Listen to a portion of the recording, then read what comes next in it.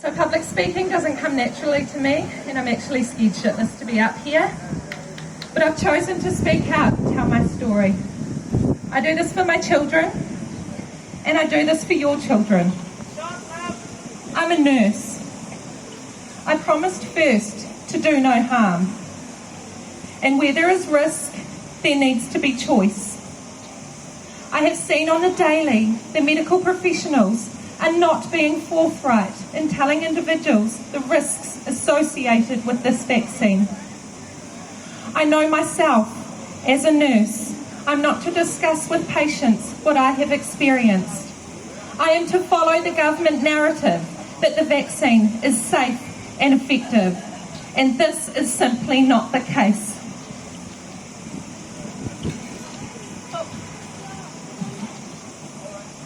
Coercion is not consent. Mandates are dangerous and they completely negate basic human rights. As a nurse of 18 years, I made an informed decision that I did not want Pfizer injected into my body. I weighed up the pros and the cons for me far outweighed the pros. This decision was mine and mine alone. This is something we advocate for as nurses. Informed consent. In the end, however, after being stood down from my position for 3 weeks, I felt I had no choice. I took the jab out of duress, as I have 3 children and a mortgage. My children rely on my income. I did this selflessly against my intuition and strong gut feeling that this was not right for my body. But I was to be terminated from my position with no guarantee I would ever work as an RN again. I'm so pleased I had the foresight to have a full medical prior to being injected. So there is no doubt the effects I suffered, and some of which are still suffering today, are the direct result of what was injected into my body.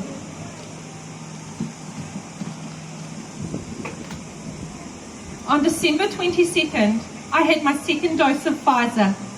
Tears streaming down my face.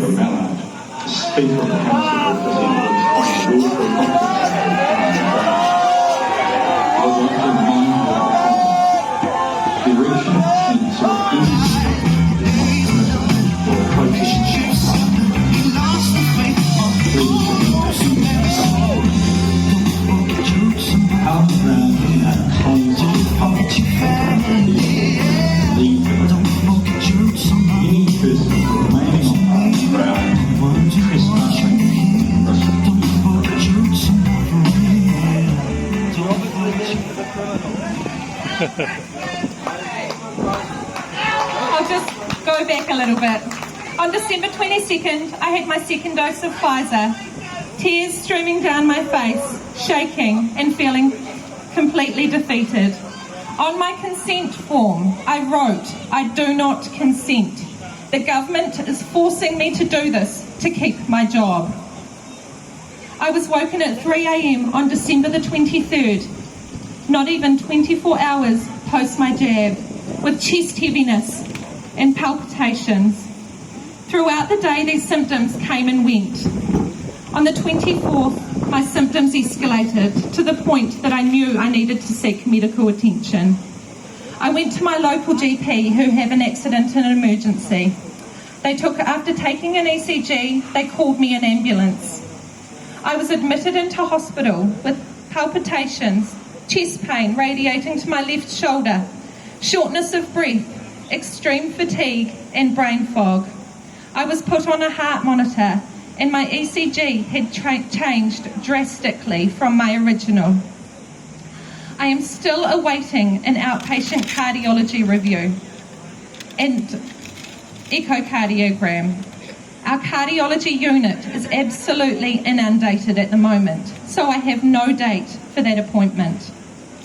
Because of this mandate, my Christmas was spent not with my family, but in a hospital bed alone. I have now been mandated to have my booster, and I will lose my job as the government has denied me an exemption, and I refuse to be injected again.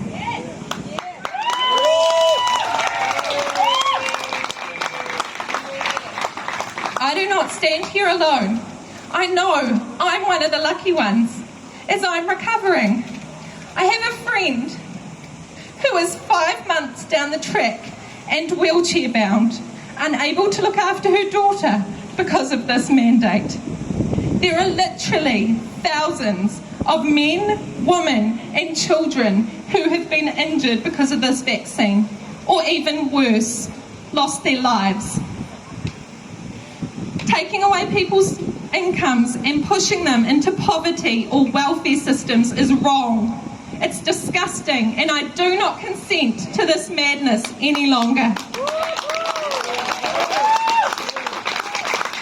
In my 18 years as a medical professional, I have never, ever seen a medication forced upon someone, especially if they have suffered an adverse reaction. In fact, quite the opposite happens. If you are a healthcare professional, a police officer, a firefighter who disagrees with these mandates or have suffered yourself, I urge you to speak out. Our voices must be heard. These mandates must end, as there is no one answer that suits everybody. We are all different.